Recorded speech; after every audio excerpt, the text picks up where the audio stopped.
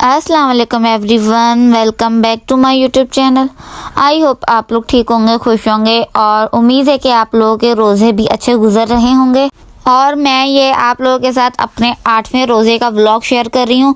और जैसा कि आप लोगों को नज़र आ रहा होगा कि मामा कपड़े सिलाई कर रही हैं, और गेस करें आप लोग किसके होंगे। भाई मुझे कपड़े सिलाई करने का बहुत शौक है। मैं आज से नहीं, काफ़ी अरसे से सिलाई करती हूँ। पहले मैंने बाहर की बहुत सिलाई की, बाहर से यानी कि मुराद किसी के भी कपड़े सिलाई के लिए आते थे और मैं सिलाई करती थी।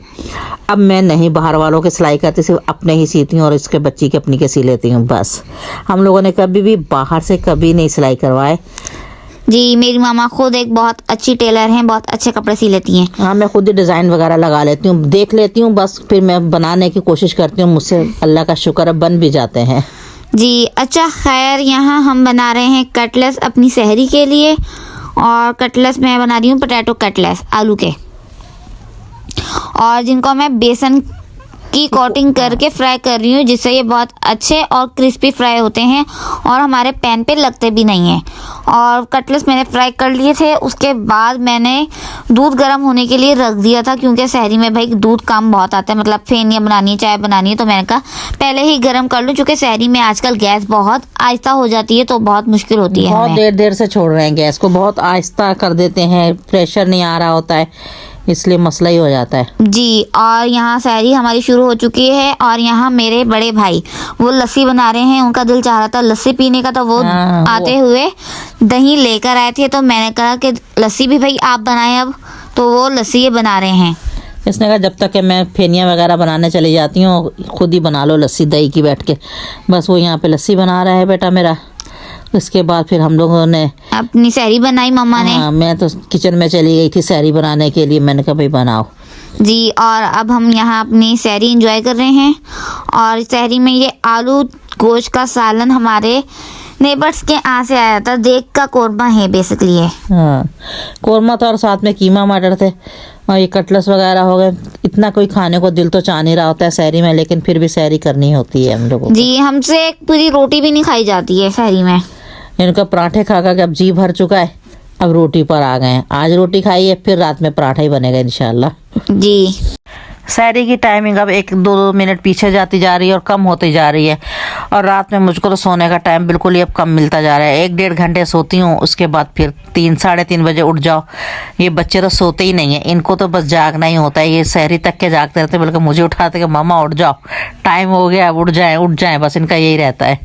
जी, हम लोग सहरी के बाद ही फिर एक दफ़ा सोते हैं, फिर ऐसे ना नींद डिस्टर्ब होती है तो मूड भी ख़राब रहता है, इसलिए हम सोते ही नहीं है। हाँ, बस यही हो रहा था। उसके बाद फिर हम लोगों ने चाय पी सहरी करने के बाद, और चाय पीने के बाद भी 10-15 मिनट हमारे पास होते हैं सुकून से। पीने के बाद फारिग बैठे हुए होते हैं कि अच्छा अब अज़ान हो रही है, अब अज़ान हो रही है। इस तरह करके टाइम हो जाता है पूरा। जी, फिर वक्त से मैं कहती हूँ पानी पीते रहो जब तक टाइम नहीं होता। इनको होती है बच्चों को पानी पी लो, एक दूसरे को यही करते रहते हैं। जी, और उसके बाद ये है हमारे दिन का व्लॉग। और मैंने ज़ोहर की नमाज़ वगैरह पढ़ ली थी, सुपारा पढ़ लिया था। उसके बाद हमारा टाइम हो गया था अफ्तारी का।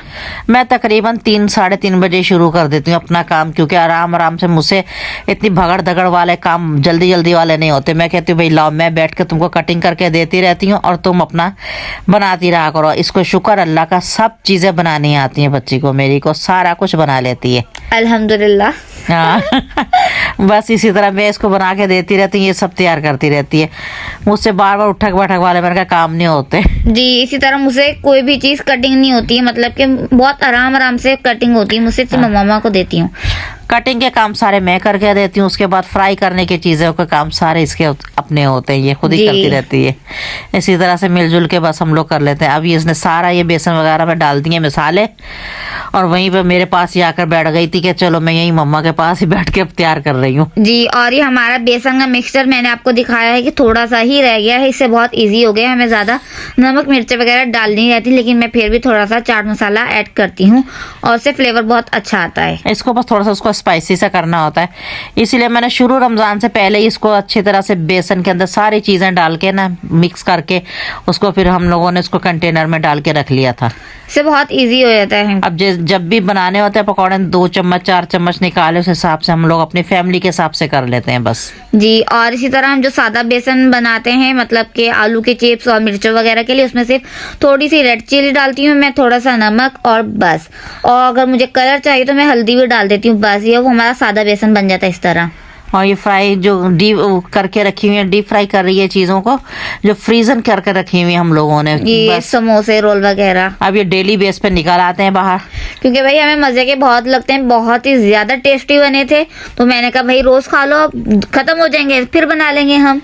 हाँ, ये कि हमने पूरे महीने के लिए फ्रीज नहीं किए थे, जी, बस हमने सिर्फ 15 डेज के लिए 10 से हाँ बस 10 रोजे तक के हमारा ये काम होगा, फिर उसके बाद फिर बना लेंगे। हाँ, 10 से 15 रोजों के लिए हमने ये बनाए थे। हाँ। और उसके बाद फिर हमने पापड़ भी लाजमी फ्राई करने होते हैं, मैंने और मेरे छोटे वाले भाई ने, हम दोनों ने पापड़ लाजमी खाने हैं। ये बिल्कुल बच्चे हैं मेरे, छोटे बच्चों वाले काम करते हैं। ये कहते भाई तुम कौन सा 2-4 साल के बच्चे हो जो तुम लोग को जरूरत है पापड़ों की? नहीं भाई मजा आता है। और खैर ये हमारी अल्हम्दुलिल्लाह पूरी इफ्तारी डन हो चुकी है, माशाल्लाह माशाल्लाह से हमारा और यहाँ पे- दस्तरखान अल्लाह की दी हुई नेमतों से सज गया है, और अल्लाह का हम जितना शुक्र अदा करते हैं उतना ही कम है। और यहाँ अब हम अपनी इफ्तारी करने लगे हैं।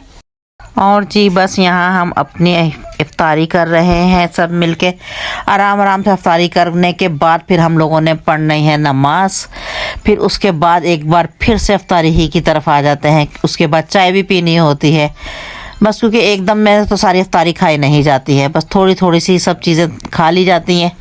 और वैसे मेरी तो तबीयत कुछ कल से वैसे ठीक नहीं है, क्योंकि मौसम जैसा हो रहा था, बादल गरज गरज के आ रहे थे लेकिन बरसे नहीं थे। और क्योंकि इफ्तारी करने को मेरा तो बिल्कुल भी दिल नहीं चाह रहा था, लेकिन थोड़ी सी इफ्तारी की मैंने, उसके बाद फिर मैं तो नमाज़ पढ़ने के लिए चली गई थी। अच्छा खैर यहाँ हम अपनी इफ्तारी कर रहे हैं, और ये मेरा वाला छोटा वाला भाई समोसा तोड़ के दिखा रहा था, कह रहा था हमने इसमें चीज़ ऐड की थी, मैं तोड़ के देखता हूँ चीज़ आ भी रही है या नहीं आ रही है। बहुत कम मैंने डाली थी, मैंने कहा भाई मुझे ज़्यादा अच्छी नहीं लगती है, ना मैं बच्चों को इनसे बोलती थोड़ी खा लिया करो चीज़। ये कह रहा था नहीं भर भर के आप जो बनाएंगे ना उसमें भर भर के, कह रहा मैं खुद डाल लूँगा। मैंने कहा डालते रहना भाई तुम इसमें चीज़, बहुत लवर है ये इस चीज़ के। जी, बच्चों को फ्राई की हुई चीज़ों का बहुत ही शौक रहता है, फ्रूट की तरफ तो बहुत कम ही जाते हैं। अच्छा, फ्रूट से मुझे याद आया कि भाई कुछ एरियाज़ में फ्रूट का बाइकाट किया हुआ था, अब मिलने लगा है उन एरिया में फ्रूट के, नहीं अभी तक के मिल रहा। हमारे एरिया में तो खैर बाइकाट हुआ भी नहीं था और मिलता भी रहता था। जी, क्योंकि इफ्तारी में फ्रूट चाट के बगैर तो कोई मज़ा है ही नहीं। इफ्तारी मुकम्मल ही हमारी फ्रूट चाट से होती है, ऐसे फ्रूट कोई सा भी रख लो, लाजमी है ये तो। फ्रूट होना चाहिए, तरबूज है, खरबूजा है, और आजकल अमरूद इतने अच्छे आए हुए हैं। और क्या, फ्रूट का बाइकाट करके कहाँ जाना है इन लोगों ने लेके सारा फ्रूट। अच्छा खैर हमने इफ्तारी कर ली थी, उसके बाद में मैंने मामा पापा के लिए चाय बनाई है, और मैंने और मेरे भाई ने, किसी ने भी चाय नहीं पीनी होती है, सिर्फ मामा पापा के लिए ही चाय बनती है इफ्तारी के बाद।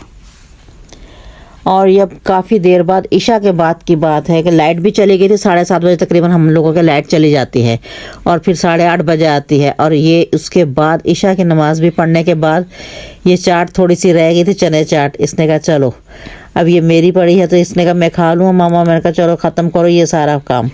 जी, क्योंकि मुझसे इफ्तारी के वक्त नहीं ये खाई जाती, मैंने बाद में ही खाती हूँ। मैंने क्या किया, चने चाट लिए, थोड़े से पकोड़े इसमें तोड़ के मतलब ऐड किए, और हाँ। चाट मसाला ऐड किया, और ये पापड़ी और रायता। मैं इसे मिक्स चाट करके अब खाऊंगी, मतलब चना चाट और पकोड़े, ये मिक्स चाट हमारी बन जाएगी। ये डबल मजे करती है भाई इस तरह से चीज़ों के साथ। जी, और ये पापड़ी हमने खुद घर पे बनाई थी, बहुत ही क्रिस्पी, अभी तक के आवाज़ आती है टक करके इसमें से टूटने की, बहुत अच्छी बनी हुई थी। जी, और ये ख़त्म हो गई है, और हम ये दोबारा बनाएंगे पापड़ी अपनी। घर पे रखी हुई बहुत आराम से सहूलत होती है, फिर इस तरह ख़त्म हो जाए लाने के लिए उस टाइम याद ही नहीं रहता है एंड टाइम पर बिल्कुल।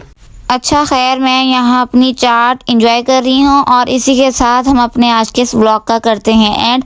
अगर आप लोग को हमारा ये आज का व्लॉग पसंद आए तो इसे लाइक शेयर एंड कमेंट ज़रूर कीजिएगा प्लीज़। आप लोग कमेंट नहीं करते, मुझे बहुत मायूसी होती है। आप लोग कमेंट ज़रूर कीजिएगा, और साथ ही साथ हमारे चैनल को सब्सक्राइब कीजिए, बेल आइकन के बटन को क्लिक करना नहीं भूलिएगा। हमें अपनी दुआ में याद रखिएगा। Thank you for watching. Allah हाफिज़, टाटा, बाय बाय।